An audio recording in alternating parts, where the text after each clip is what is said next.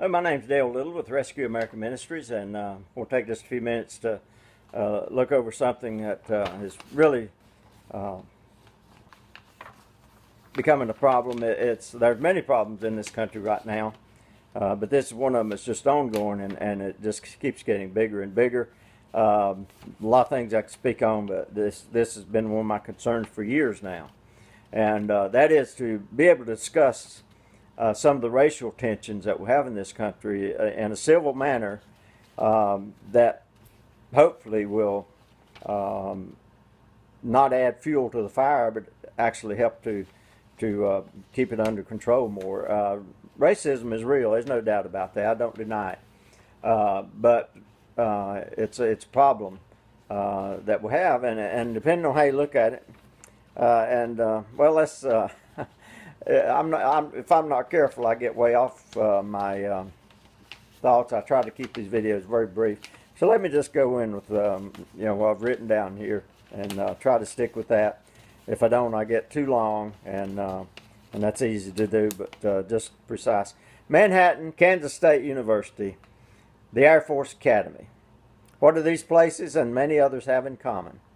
Just do the research for fake or false hate crimes, and you can find plenty.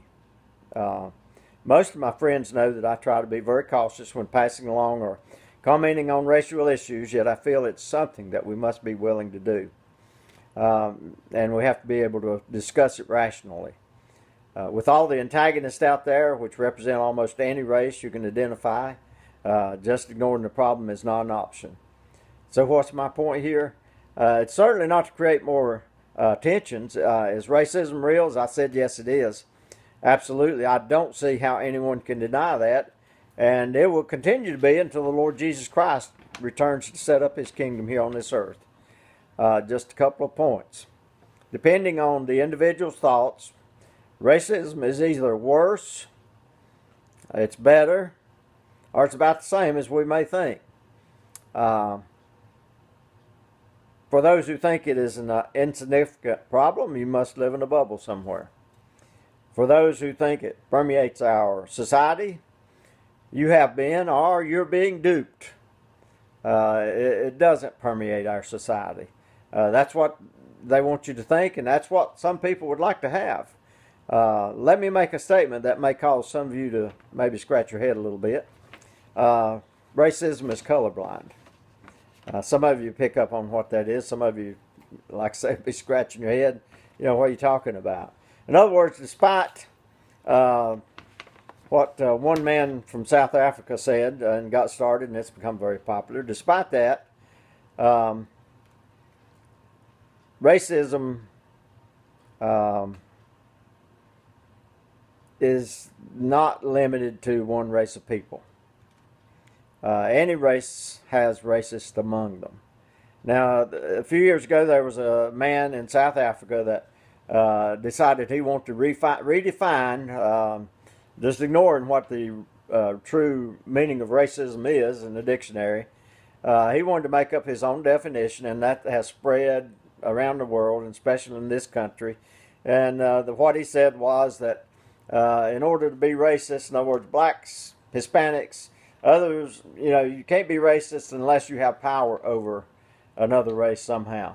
And that's the way they see the white man. And so the white man, according to his definition, is the only one that can be racist. Well, that's baloney. That's just a definition that he made up. That is not the definition of racism. You will not find that in any dictionary anywhere, but it probably won't be long until you will. But, because like I say, it's really caught on. All it is, it makes an easy excuse, and what it does is it excuses one's own racism, if you can make that claim and try to make it stick. But that is not the meaning of racism. That is not the definition of racism. Back to all these false reports. I have a question that I think I know the answer to. If people of white skin are as racist as many others think we are, why do so many find it necessary to make up all these false stories of racism?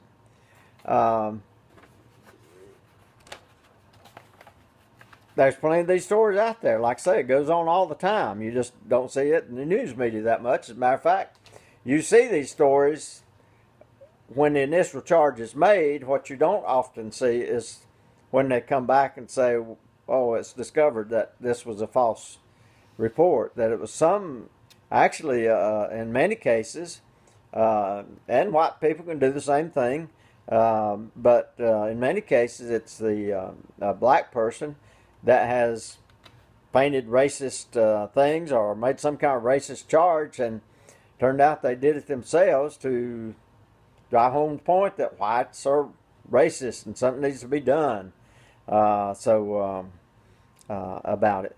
Some are not going to like this, like I say, but that's the way it is. Especially people who enjoy the sympathy of always being a victim. And there's plenty of those. It knows no race again. It's not just black people, it's white people, people of every skin color. You've got those that just like being a victim. The truth is that we white people, you did notice that I am on probably by now, that we white people are not nearly as racist as many think we are. As a matter of fact, those who think it is needful to make or create these false reports of racism are actually exposing their own racist attitudes. Because that is their whole point in most cases, is to try to make white people look that we're all racist. And it just permeates our society. And like I say, that's not true at all. It doesn't permeate our society. It is a problem. It does exist. And I've known a few, but I don't know many people that are really that racist.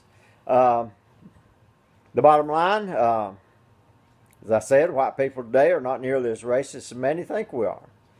Racism is not as great an issue as many of you think it is. It's only an issue because people are trying to make it an issue. I didn't say it wasn't a problem. I'm only saying that if people feel they have to make these things up, then it's obvious that they can't find enough real incidents to satisfy their desire to depict all whites as racist. One key to helping diffuse racial tensions is to use caution before jumping on the racism is everywhere bandwagon. There are those among us who are wanting to stoke these tensions, and we all should speak out against the real thing when it happens. But don't be so quick to believe all these false stories. Lastly, those who make up the false stories or help to spread them should be just as strongly condemned as those who commit more obvious acts of racism, because they are racist acts themselves. And, there's three things that are necessary for a fire to burn. Fuel, oxygen, and heat. Most of us know that. I've been taught that before. We can either keep adding dialogue, which provides those things until we have a raging, out-of-control fire, or we can decide to discuss things civilly and with respect and help diffuse those tensions that others are trying to build. And so it's up to us, which we want to do. I'm very hesitant. I've been very hesitant. I've wanted to have a discussion on racism for years because I've seen this coming for years. That it just keeps stoking the flames, trying to keep it building stronger and stronger. And so we can either discuss it, but to me, I guess the bottom line here is be careful what you pass on. And I know not many of my friends do that. I don't know any of them that really do. There's a way to get rid of those friends. You just unfriend them on social media if you have to, or unfollow them. But many times before I do that, I try to reason with them. But if they're just not be reasoned with, then I'm not going to be a part of spreading things that just inflame. But at the same time, like I say, we can't just be quiet about it. Let's try to discuss civilly. And so since most of my friends don't have a problem with that, maybe you pass it on to your friends, and that they might have that same attitude. God bless you. Dale Little, Rescue American Ministries.